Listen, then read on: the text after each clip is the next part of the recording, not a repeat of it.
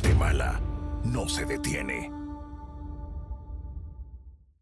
¿Qué pasaría si mañana Guatemala se quedara sin electricidad? Imagínese usted sin internet y sin comunicación. Lo que parece el inicio de una película de ciencia ficción fue una realidad recientemente en España, Portugal y el sur de Francia. Hasta 12 horas de apagones masivos provocaron caos, confusión y una ola de rumores. La causa: algunos hablan de ciberataque, otros de un sabotaje, aunque recientemente se habla de un excedente de energía. Lo cierto es que algo o alguien vulneró la infraestructuras críticas en países de primer mundo. Y si eso les ocurrió a ellos, ¿qué nos podría pasar a Guatemala si Guatemala fuera atacada? Hoy nuestro país no cuenta con una legislación que lo proteja de ciberataques. Básicamente estamos expuestos. Por eso, antes de arrancar el Foro de Guatemala no se detiene, le comparto 3 razones por las que usted debería de prestar atención y preocuparse por este tema. Número 1, nuestra infraestructura crítica está desprotegida. Un ciberataque podría paralizar Guatemala en minutos y por horas, y hoy no tenemos una ley nacional que nos proteja. Punto número 2, los ataques ya están ocurriendo. Aunque no los veamos, estamos expuestos a fraudes financieros y hasta robo de datos personales. Las amenazas digitales son constantes mientras otros países están reforzando. La gran pregunta es, ¿qué hace Guatemala? Y el tercer punto es, no hay leyes que persigan a los estafadores en línea. Si usted acude a un juzgado o al Ministerio Público, no existen figuras en el Código Penal guatemalteco que se refieran específicamente a los nuevos delitos cibernéticos, ni mucho menos penas para quienes extraigan fondos de cuentas bancarias, por ejemplo. Continuando con este tema, y antes de presentar a nuestros panelistas, le queremos mostrar una nota de Jimena Santiago que nos ha preparado para hablar del tema. Adelante, Jimena. Imagine que recibe un correo, una llamada o un mensaje en el que, bajo engaños, le solicitan información confidencial o los datos de su tarjeta de crédito. ¿Sabría cómo actuar? Probablemente no podría hacer mucho. En Guatemala aún no existe una ley específica que permita perseguir este tipo de delitos cibernéticos. El Ministerio Público solo puede intervenir si se trata de una estafa menor, debido a la falta de tipificación penal para este tipo de crímenes.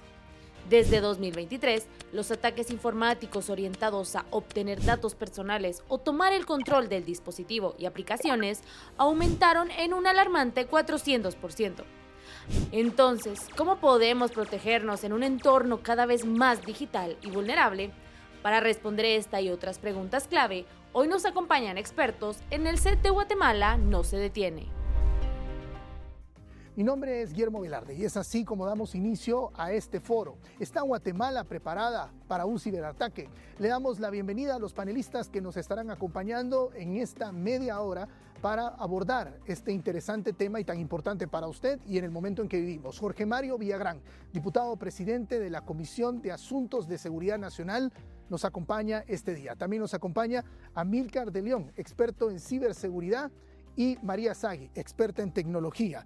A los 3, gracias por acompañarnos y estar con nosotros. La primera pregunta es muy directa y muy sencilla. ¿Quién nos protege contra el cibercrimen? Al final así la resumo, porque cuando hablamos de ciberseguridad no estamos hablando del presente. Es un tema de hablar también del futuro. En realidad estamos hablando presente, futuro, ya nos hemos pasado problemas, pero ¿qué pasaría si mañana, en pocas palabras, atacan nuestra infraestructura crítica en Guatemala? Algo así como lo que pasó en España hace unas semanas, donde no pudiéramos sacar dinero del banco, echar gasolina, ir a hospitales, comunicarnos con algún familiar, porque literalmente todo fue desconectado en segundos. A ver, se lo resumo de la siguiente manera. ¿Qué pasa si nos sumimos en caos porque nuestros sistemas en general no funcionan? Lo que pasó en España, en el sur de Francia y Portugal, que tanto lo encontramos. Primero, pregunta directa a Jorge Mario Villagrán, diputado presidente de la Comisión de Asuntos de Seguridad Nacional.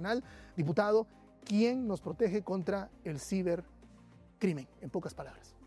Pues muy buenas y gracias por la oportunidad. Pues ahorita nadie nos defiende porque no tenemos un marco regulatorio que nos haga perseguir a los ciberdelitos y todo eso. En la Comisión de Asuntos de Seguridad Nacional tenemos ahorita la iniciativa de ley de ciberseguridad, en la cual estamos próximos a dictaminarla, porque hemos trabajado ya más de un año en esa actividad y creo que estamos haciendo un buen trabajo con el apoyo de la iniciativa privada, de los gobiernos amigos, y también hemos tenido muchos contactos con las personas de Budapest que están preocupados porque en Guatemala no existe ese marco regulatorio.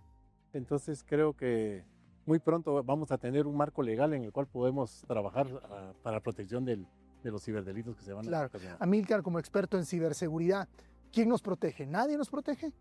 Yo creo que es importante también entrar en contexto en dos datos puntuales que a mí me gusta mucho dar a conocer a la población en general. Uno es, no sé si sabían, pero anualmente se registran más de 360,000 millones de intentos de ataques solo en Latinoamérica. Nosotros estamos hablando solo de Guatemala.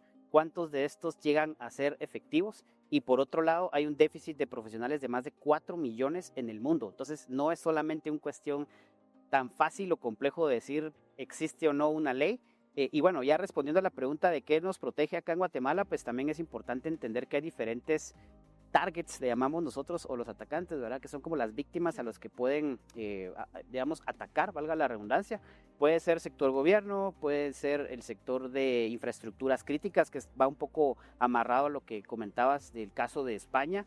Sin embargo, para empezar, acá en Guatemala no contamos con un listado de qué es una infraestructura crítica o cuáles son. Por ejemplo, el sector financiero, el sector, no lo sé, azucarero, el sector cafetalero, o sea, cualquier elemento que si lo quitamos de la ecuación, la economía de Guatemala se viene abajo. No contamos con eso, ¿sí? Y por otro lado, también es importante mencionar que si bien carecemos de una legislación, al día de hoy se han publicado entre 3 y 4 iniciativas de ley.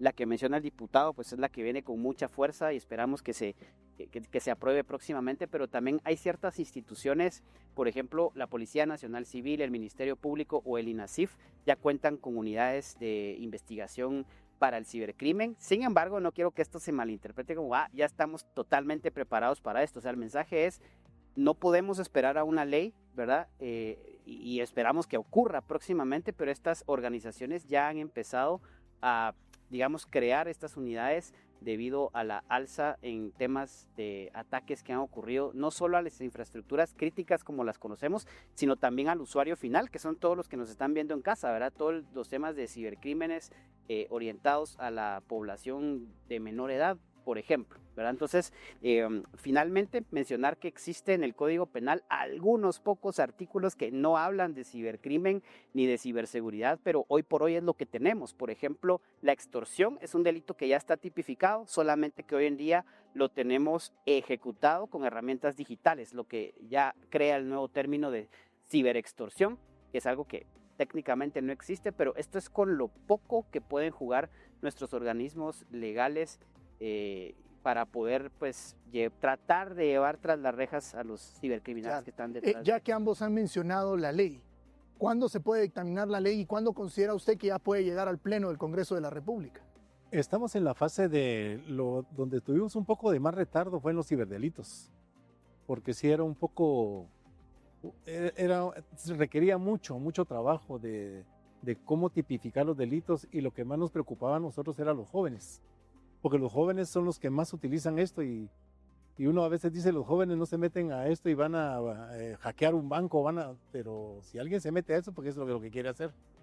Entonces sí tuvimos que ponernos y la ley va a estar un poco así dura en lo que respecta a las penas, porque no podemos tener penas que puedan ser que usted salga de prisión con un pago, no se puede hacer eso, ¿verdad? Porque si no, pues los jueces se van a ir por lo más fácil y creo que no nos merecemos eso como país. ¿De cuántos años estamos hablando y cómo no caer en un error que ya se tuvo en una ley anterior, donde por desconocimiento se incluyó en la legislación cosas que después la interpretación de la ley permitía otros delitos, otras cosas? ¿Cómo van a trabajar esa parte? Nos hemos tratado de cuidar en eso y por eso es que hemos platicado con muchos actores, ¿verdad? Con nosotros ha estado el organismo judicial, Ministerio Público, embajadas, la iniciativa privada. La hemos socializado de tal manera que creemos que sí va a ser una ley robusta y que no se va a prestar a que porque a un diputado le hicieron un meme no la van a autorizar. Pues yo creo que esta ley va un poco más allá de eso. Claro. María Sagui, a ver, segunda pregunta. Hablemos de institucionalidad para blindar al país contra el cibercrimen. ¿Qué pasos concretos debe dar Guatemala desde su punto de vista, desde todos los sectores? a nivel de Congreso, sociedad civil, para contar con una legislación que no solo tipifique y castigue los ciberdelitos, sino que también establezca un marco claro para proteger nuestras infraestructuras críticas sin que sea una propuesta, como lo explicaba con el diputado, como la anterior, que por donde la viéramos era una censura solapada que buscaba beneficiar a ciertos diputados. ¿Y qué actores deberían de liderar este proceso? ¿Qué obstáculos estamos enfrentando hoy para avanzar? Porque me surge la duda de cómo hacer que esto no pase por el mismo proceso de la vez anterior. Una línea, dos líneas que se traen abajo toda una ley que es tan importante para otro montón de temas que deben de ser protegidos. Me encanta tu pregunta. La verdad es que no podemos depender de la ley. Como bien lo decía aquí mi colega, esto es un ecosistema y esto evoluciona. Y si sacamos una ley para una situación, después va a evolucionar en otro tipo de delitos. Entonces, nosotros favorecemos más a nivel de estrategia crear lo que se llama la cultura de ciberseguridad, que aprendamos a vivir sabiendo que vivimos en el mundo virtual que está evolucionando y todos los días salen delitos nuevos, nadie puede saber qué va a pasar. Segundo, ya estamos trabajando, tampoco estamos en cero, por Dios, no se me alarmen. Nosotros llevamos desde el 2008 y gente como este señor, cientos de empresas trabajando. En el Congreso de la República, señores, llevamos 2 años metidos en el Foro Transformación Digital poniéndonos de acuerdo, no solo hablando de ciberseguridad, de todo temas de tecnología, de transformación digital, pero ya nos estamos coordinando. El Ministerio de Gobernación tienen unidades, ¿verdad?, de ciberdelitos, tienen unidades de ciberdelitos. Tenemos listados de denuncias que se puede hacer, está el Congreso haciendo esto. Hay un montón de gente haciendo eventos, el que después les cuente los eventos que hace con jóvenes. Nosotros también con empresas hacemos eventos, las universidades, el sector financiero, que yo soy tan cercana a ellos, ustedes no se imaginan, sacan programas de radio para educar a la gente. Hay que educar a la gente. Lo mejor acá es las buenas prácticas. No necesariamente, es cierto, necesitamos tipificar el delito y que hayan leyes. Eso nadie lo pone en duda. Pero si no salen, mientras tanto, lo más importante son las buenas prácticas. Que tengamos gente capacitada, que haya empresas disponibles, que la gente del gobierno electrónico haciendo capacitaciones de ciberseguridad en el interior. Entonces, todos estamos tratando de colaborar.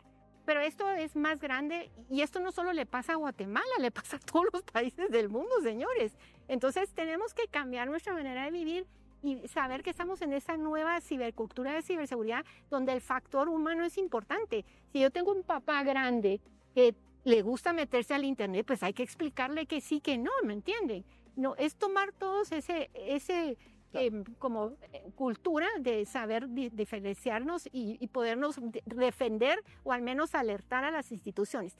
Hay cientos de organizaciones, el Congreso incluido, que estamos trabajando todo el tiempo en ver cómo nos protegemos. Amílcar, usted decía, no solo es la ley. ¿Qué otros pasos en el corto o mediano plazo se pueden realizar para poder protegernos, blindar infraestructura crítica y demás en nuestro país? Todo este tema del cibercrimen tiene un componente bien importante y es que trasciende fronteras. Los que están detrás del ataque no están en Guatemala y eso complica la situación enormemente porque a diferencia de un crimen convencional en donde tenemos un arma homicida en una escena del crimen físicamente hablando, acá no sabemos en qué parte del mundo se puede encontrar la persona que está detrás de la computadora haciendo el ataque. Entonces, para poder atacar esto también es importante las alianzas público-privadas y también con otros países, con otras, digamos, embajadas o relaciones diplomáticas. Sin ir muy lejos, pues un ejemplo de esto es el llamado Convenio de Budapest, que es un convenio que nace en Europa hace más de 10 años para poder agrupar ciertos países de la Unión Europea y poder trabajar en conjunto en contra de temas de cibercrimen. Hace algunos años ellos aperturaron este convenio para poder incluir países de Latinoamérica y Guatemala fue invitado hace creo que más de 6 años. Sí. Sin embargo, esto no se puede hacer efectivo si no se cuenta con una regulación local, que es de lo que estamos hablando. Entonces, por donde le busquemos la vuelta, siempre caemos en un tema de contar con una ley y también contar con un centro de respuestas antiincidentes que bien que mal existe, sí. Cada cambio de gobierno hemos visto que lo reforman o lo vuelven a crear y todo, pero por no haber una ley, este centro de respuestas a incidentes pues no puede ser formalmente creado y esto también es parte del requerimiento de algo como el Convenio de Budapest. Entonces, resumiendo, la respuesta es apoyarnos en otros países también por el tema de que el cibercrimen es mundial, no es solo Guatemala. Estamos hablando de institucionalidad para blindar al país contra el cibercrimen. Diputado Jorge Mario Villagrán, a ver, ¿qué actores deben de liderar este proceso obstáculos que hoy estamos enfrentando y que nos impiden avanzar, y qué pasos concretos debe de dar Guatemala desde todos los sectores, Estado, Congreso, sociedad civil, para contar con esta legislación que hemos hablado. Mire, lo más importante que tenemos que ver aquí es verlo desde un contexto, como decía aquí el amigo, es global. Ciberseguridad por sí sola, pues no nos sirve de nada. Tenemos que crear primero una secretaría, nosotros le estamos poniendo un nombre como Secretaría de Infraestructuras Críticas. ¿Por qué infraestructuras críticas? Porque las infraestructuras críticas son las que hacen que un país evolucione y se desarrolle. No podemos tener infraestructuras críticas comprometidas. Si hablamos, le voy a poner ejemplos de infraestructuras críticas: los bancos, los ingenios azucareros, las hidroeléctricas, todos los ministerios del país, las escuelas. O sea, esas son infraestructuras, las carreteras, los ríos. Nosotros no hemos considerado y no le hemos dado la suficiente protección a las infraestructuras críticas para evitar que el país tenga el subdesarrollo que tiene a causa que no tenemos una regulación de infraestructuras críticas. Esa es la primera iniciativa de ley que nosotros tenemos que ver cómo la hacemos. ¿Por qué estamos trabajando ciberseguridad? Porque el año pasado entró. Y dentro de ciberseguridad se mencionaba infraestructuras críticas, pero de una manera muy escueta. Entonces mejor decidimos hacer una iniciativa de ley de infraestructuras críticas para proteger esta. Luego la creación del CECIR, que es el centro de respuesta que habla aquí el compañero del foro, porque sí, eso es importantísimo. Primero, no para prevenir los ataques, pero sí se van a prevenir de una manera un poco, tal vez no muy rápida, pero sí se van a identificar cómo podemos responder hacia los ataques, ¿verdad? Claro. Entonces, pero el problema que tenemos ahorita es, el CECIR es dónde lo vamos a colocar. Porque la gobernanza es una parte muy importante del sistema de seguridad, no solo nacional, sino que de toda Guatemala. Tener un centro de control que si yo me sentara ahorita aquí, yo les podría decir que esto podría ser un CECIR, ¿verdad? Donde hay demasiada información y está entrando informaciones, pero pues, y luego la ley de protección de datos. Claro. Es importantísima. Esas tres leyes son importantísimas para blindar el país. Y ya estamos en eso en el Congreso. María Sagui, a ver, puntualmente, ¿qué actores deben de liderar este proceso? Clarísimo, gobernación. El Ministerio de la Defensa, señores son muy buenos en lo que hacen. Tener representación del sector privado, ¿verdad? De la academia, sociedad civil como nosotros. Pero en realidad existe una estrategia de seguridad nacional que se lanzó unos gobiernos atrás, ¿no? Y se tuvo en su momento y sigue operándolos el CECIR. Nosotros, entonces, tenemos que juntarnos todos y definirlo, pero lo más importante es la gobernanza ahorita. Y es un tema que yo recientemente, a pesar de que soy experta, lo aprendí. Realmente tenemos que ubicarnos mucho en lo de la parte de infraestructura. Pero también, al final, yo sí quiero darles otros mensajes, porque son cosas que cambian. Ahorita estamos dando talleres de ciberseguridad con inteligencia artificial, porque ahora se nos están metiendo por inteligencia artificial. Claro. Ahorita estamos dando talleres a gente en quechí, porque no hablan español, no saben escribir o leer y los están atacando. ¿Cómo se comunica? Entonces tenemos siempre que estar a la vanguardia de incluir a todos los que son necesarios. Mucha inclusión, ¿verdad? Claro. Pero yo creo que la calidad técnica la tenemos con las empresas, el gobierno, el Congreso y el mismo organismo judicial que está dispuesto a apoyarnos, ¿verdad? Amílcar, ¿coincide usted con los actores que son claves en esto o sumaría usted a alguien más? Tal vez solo reforzaría el tema de la participación de apoyo internacional. Claro. Ellos tienen mucho expertise y como les digo, no es un tema de que digamos que Guatemala no puede, es que no hay país que pueda, independientemente con un ataque en donde estamos hablando de que 4, 5, 6 países se unen con un ejército de cibercriminales a atacar una víctima. Entonces eso lo reforzaría yo. Claro. Diputado, antes de irme a la pausa, solo una pregunta. Según la propuesta de ley que ustedes están manejando en este momento, ¿cuáles son las infraestructuras críticas que ustedes definieron en esa ley para Guatemala? Lo que pasa es que hablemos en el plano del gobierno. O sea, cada ministerio tiene un catálogo de infraestructuras críticas. Bien. Entonces, el Ministerio de Agricultura, él tendrá que elaborar su catálogo. Igual va a ser comunicaciones, igual va a ser el Banco de Guatemala. O sea, todos tienen que crear. Igual están la iniciativa privada. Las cámaras tienen que venir y decir cuáles son sus infraestructuras críticas. Tenemos que tener muchísimo cuidado con esa parte, porque la iniciativa privada puede creer que se está tratando de invadir. Muy cierto. La propiedad privada, no. Pero por eso es que esta ley sí tiene que ser bien, la infraestructura crítica bien pensada y bien socializada. está socializada a todo nivel esa ley de infraestructuras críticas, porque estamos recibiendo información de ellos para no cometer ese tipo de errores que nos podrían ocasionar lo que usted mencionó hace un momento, ¿verdad? Un par de líneas y se acabó la ley. Deme ejemplos, algunos ejemplos que usted puede considerar que son importantes. Chayá, Pixcayá, es una infraestructura crítica. Sí. Terrible, que nos la tomaron en el 2023. Sí. Eso es inadmisible. La hidroeléctrica Chixoy. Esas son infraestructuras críticas. El Banco de Guatemala, el Ministerio de Finanzas, el IX. Son infraestructuras críticas vitales para el país. El sistema de la SAT, ¿no? La SAT, Por poner un ejemplo, ¿no? Bueno, diputado, gracias. Vamos a la pausa. Les recuerdo, estamos en el foro de Guatemala no se detiene, abordando el tema. ¿Está Guatemala preparada para un ciberataque? Al volver de la pausa, vamos a platicar sobre propuestas concretas y también hablaremos, entre otras cosas, de qué deberíamos de tener mañana mismo. ¿Qué es viable para tener mañana mismo? Vamos a ir platicando de soluciones. En instantes regresamos aquí en este foro de Guatemala no se detiene. Guatemala no se detiene. Amílcar, después de lo que ha escuchado, para mañana, ¿qué se puede empezar a implementar? Bueno, yo desde ayer, educación, todo el tiempo. Para nosotros la educación es crucial para educar a los niños en casa, por ejemplo, Sí. Padres que están escuchando esto, tenemos una responsabilidad de nosotros conocer cuáles son los riesgos. Hoy hablamos solo de infraestructuras críticas, que es punta del iceberg, pero se han preguntado todo lo que pasa en el interior de la República, donde los niños tienen un teléfono inteligente, Claro. no tienen control parental y los padres no están en casa, no saben leer y escribir. Entonces, encima de eso tenemos que educar y concientizar a nuestros menores de edad. Eso es solo un ejemplo chiquitito, pero si nos vamos a la educación superior, por ejemplo, Claro. crear más programas. Yo siempre lo he dicho, no podemos esperar a que una persona estudie 5 años de licenciatura y 2 de maestría para estar listo. O sea, los cibercriminales no esperan 7 años. Entonces, crear como programas un poquito más especializados para capacitar al recurso humano, que es lo que hace falta. María Sagui, mismo punto. Igual que los dos colegas, estamos trabajando ya. Capacitación. El jueves tenemos capacitaciones en el hacer planes de ciberseguridad para pymes en el observatorio, porque hemos llegado al punto de decirle a la gente, mire, le vamos a hacer el plan para que le diga a su familia qué tiene que hacer. Y lo hacemos en un taller que dura 3 horas. Entonces, ese compromiso de educación está ahí. Número 2, participar en el foro parlamentario. Nadie quiere meterse a decir su opinión, tenemos que meternos todos.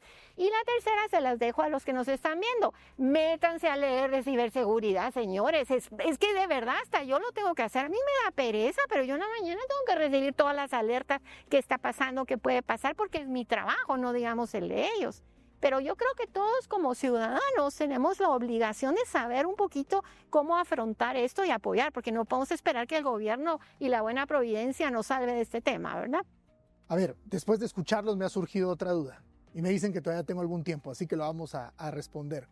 Blindarse de un ciberataque, ¿la debe tener la Defensa Nacional o una institución de protección civil? Diputado, voy primero con usted. Bueno, la ciberdefensa pues la maneja el Ministerio de la Defensa porque es muy diferente a un ciberataque civil, porque esos son conceptos diferentes. Pero en lo que respecta a ciberseguridad, pues está la creación de CECIR, que esa es la parte más importante de la ley, ¿verdad? ¿Dónde la vamos a poner? Yo, porque Mario Villarán la quiero autónoma, que no pertenezca ni a gobernación ni a defensa, sino que sea un tipo, el IRTRA, que tiene iniciativa privada y tiene gobierno, pero fuera los políticos. Ok. Amílcar, ¿usted coincide con eso o piensa diferente en cuanto a dónde debe estar el control? Sí, no. Vayamos al ejemplo de España, por ejemplo, miremos la magnitud de problemas que tienen, pero también tienen una madurez interesante. Ellos no tienen un CECIRT, tienen más de 7 CECIRTs, un CECIRT gubernamental, un CECIRT financiero, un CECIRT para la academia, para la universidad. Entonces eso, ojalá algún día podamos llegar a eso, pero es muy ambicioso pensar si no tenemos todavía el primero, pues Necesitamos un CECIRT. tener 5, pero o sea, al final es un esfuerzo de varias partes, en mi opinión. Claro. María Sagui. Ya hay CECIRTs, yo tengo uno en el TEC, hay varios que ya funcionan, que son privados, ya apoyamos a bancos. El que no, y yo estoy segura que sí funciona, hay un CECIRT en el Ministerio de Gobernación y otro en Defensa. Lo que hay que hacer es ordenarlo y, como se dice, la gobernanza, lograrla. Y mientras más inclusivo sea, mejor. Hay que tener mucho cuidado porque en el sector financiero, por ejemplo, se ponen muy nerviosos con esto porque piensan que de verdad quieren entrar a ver la información. Y hay que hablar, y cada banco piensa diferente. Acuérdense que tenemos diferentes tipos de tamaños y todo, ¿no? Entonces yo creería que sí es importante que participamos y lo incluyamos, ¿me entiende? Pero que sea una gobernanza lo más inclusiva posible, descentralizada. Yo creo mucho, ahora con lo de blockchain ya me estoy volviendo yo fan del tema, hay que descentralizar, porque si no te botan el CERDICE, se cae todo, ¿no? En cambio, si tú tenés repartido con redundancia y todo, es más fácil. Pero eso ya lo dirán los expertos. Le quiero agradecer a los tres participar en este foro, platicar con nosotros de ciberseguridad, de ciberdelito y en general de todo este tema tan importante en este momento, en el presente que vivimos en el mundo, con la inteligencia artificial creciendo, con el tema de la tecnología en el día a día. Es así como hemos llegado al final de nuestro foro. En Guatemala no se detiene. Mi nombre es Guillermo Velarde y recuerde que tenemos una cita todos los lunes por Guatevisión después del noticiero estelar y por favor siga con la programación de Guatevisión. Y sigamos buscando soluciones, porque al final lo que buscamos todos es ir hacia adelante y son soluciones que nos pueden guiar en una ruta del éxito con la cual ganemos todo. Y que no se le olvide, Guatemala no se detiene. Hasta la próxima semana.